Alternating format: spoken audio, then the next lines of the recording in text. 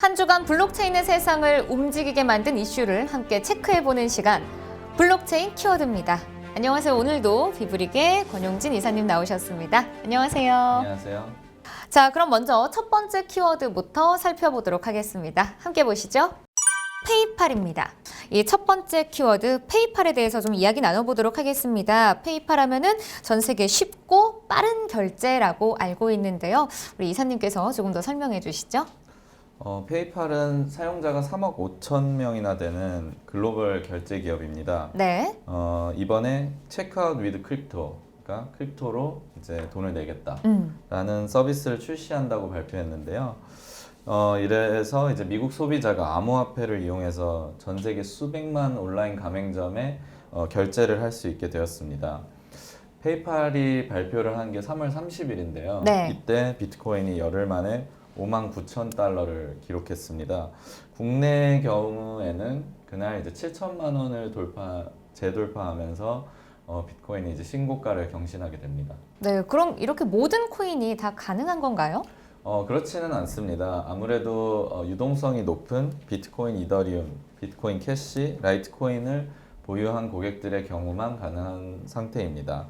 결제할 때 암호화폐를 법정화폐로 바꿔서 결제할 수도 있고 암호화폐를 바로 팔 수도 있습니다.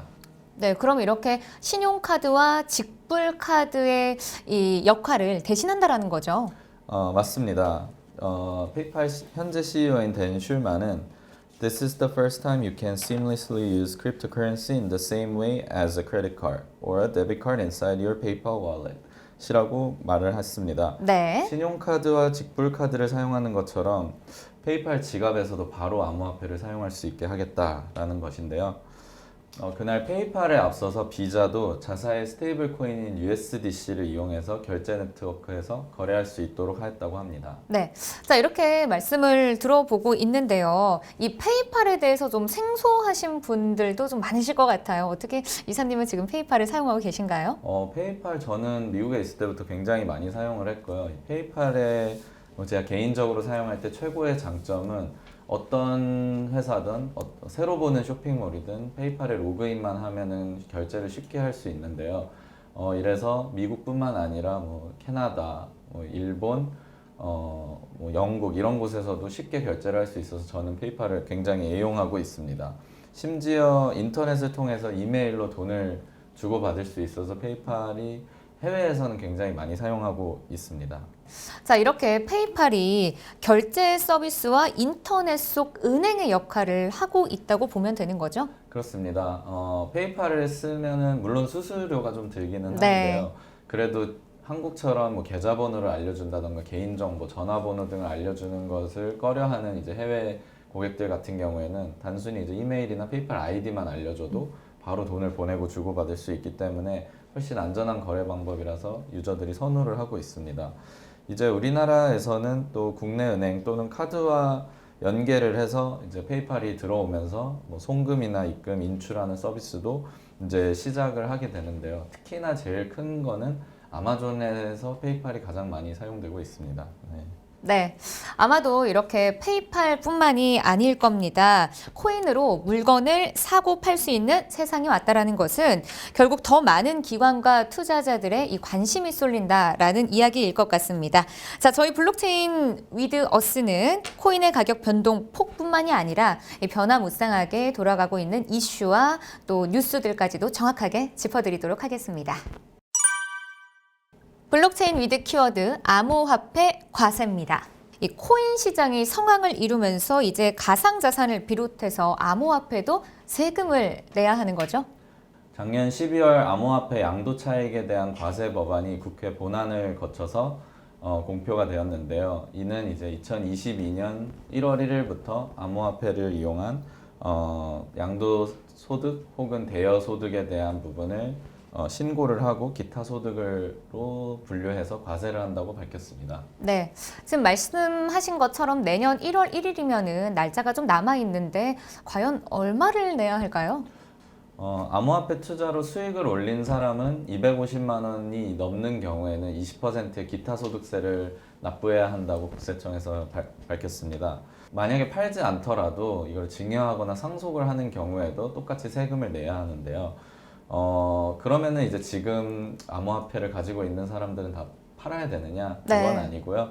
2022년부터 상승분에 대해서만 과세를 하기 때문에 일단은 그때까지 혹은 그 이후도 소유를 하고 보유를 해도 중복 과세를 받지는 않습니다. 네. 자, 그러면은 2022년 1월 1일 이전에 산 암호화폐는 세금을 어떻게 내야 할까요? 일단은 당연히 어떤 물건을 샀을 때, 산 가격에서, 아니, 파는 가격에서 산 가격을 빼면은 그게 이제 매매 수익이 됩니다. 네. 현재 이제 취득가라고 하는 이제 산 가격을 결정을 하는데 지금 기준에서는 내가 진짜로 산 가격을 신고를 하거나 2022년 1월 1일에 암호화폐 가격이 취득가로 취급을 하게 되어 있습니다. 그 둘 중에 이제 큰 쪽을 취득가로 하는데요. 이 말은 이제 만약에 2022년 1월 1일까지 오른다면 2022년 1월 1일 가격이 취득가가 된다는 뜻입니다. 네. 자, 그러면은 암호화폐 거래소마다 다 가격이 다르지 않나요? 일단은 현재는 그 암호화폐마다 가격이 다른데요. 결국 21년 9월, 즉 이제 올 9월부터는 특근법상 가상자산 사업자로 신고를 하게 되고, 그래서 이제 이 거래소마다 기준 가격을 공시하게 됩니다. 그래서 그 공시된 가격을 기준으로 하기 때문에 가격이 달라도 내가 거래하고 판매한 거래소의 가격을 따르게 됩니다. 네, 그렇다면 국내 거래소에 상장이 안 된 암호화폐 시가는 어떻게 정해지는 건가요? 일단 거래소만 가상자산 사업자로 신고를 하는 게 아니기 때문에 네. 만약에 그 암호화폐를 다루는 어떤 다른 가상자산 사업자가 있다면 그들이 공시한 가격을 따르게 됩니다. 즉 어디든 가격을 취급하거나 다루는 곳이 있다면 그 가격을 따라서 가격을 책정을 하겠다는 의미이죠. 만약에 국내 기업 중에 그 코인을 다루는 곳이 없다면 코인마켓 같은 해외 데이터도 고려를 하고 있다고는 합니다. 네. 아, 이렇게 이사님 말씀을 들어보니까 어떻게든 세금을 걷겠다라는 의지가 좀 보이는 것 같은데, 자, 그럼 납부 시기는 언제인가요? 국내 거주자는 연 1회 5월에 납부를 하게 하고요. 외국인 등이나 비거주자의 경우에는 이제 자진 신고를 하여서 납부를 하여야 하는데 만약에라도 이제 타 국가의 뭐 세금 조사나 이런 부분에 의해서 밝혀진다면 이제 가산세 등이 부과될 수 있습니다. 네. 이렇게 사실 기존 금융 시스템으로 보유 여부를 알 수가 없어서 이 탈세가 쉬울 것이다라는 우려가 좀 있었었는데 실제로 암호화폐 재산을 은닉한 고액 체납자들이 처음으로 적발되기도 했습니다. 자, 이때 국세청은 암호화폐를 이 현금화할 권한을 압류했는데요. 자, 앞으로 암호화폐를 탈세 창구로는 좀 이용하기는 어려워 보입니다.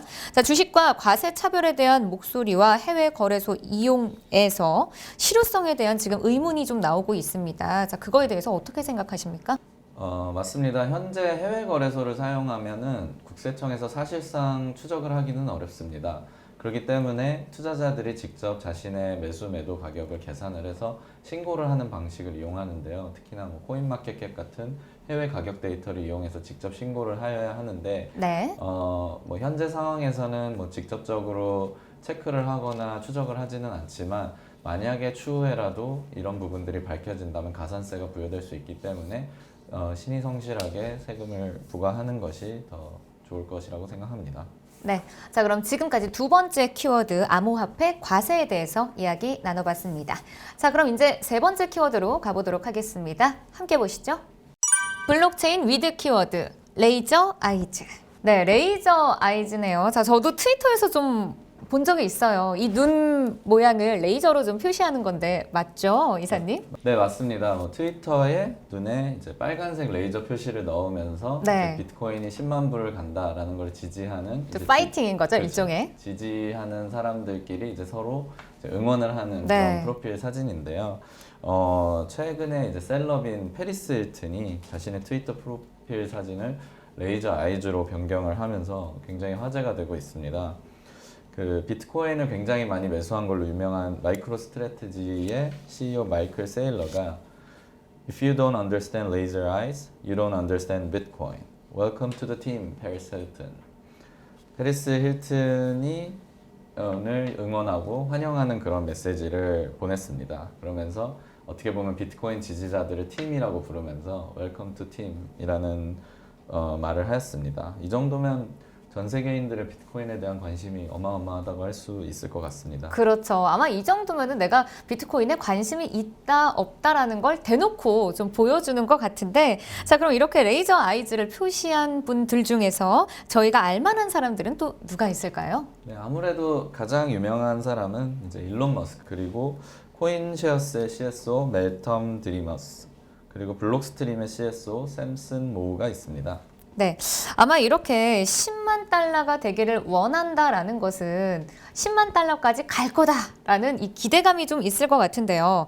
요새 최고가를 갱신하는 경우 계속 생겨서 아마 혹시나 더 가격이 오르지 않을까라는 기대감이 더 큰 것 같습니다. 네, 맞습니다. 사실 10만 달러 혹은 네. 우리나라 돈으로는 1억이라는 말이 굉장히 상징적인 의미가 있습니다. 맞아요. 저도 그 얘기 들은 적 있어요. 네, 비트코인 1억 간다. 네, 이런 말은 사실 제가 비트코인을 처음 접한 2017년 때부터 항상 네. 있어왔던 이야기였는데요. 굉장히 허황된 사실 이야기였죠. 그 당시에는 뭐 300만 원, 400만 원 이랬기 때문에. 그렇죠. 그런데 이제 현재는 빗썸에서 7,500만 원 정도까지 올라오면서 사실은 이제 1억이 거의 코앞이라고 이야기를 하고 네. 있습니다.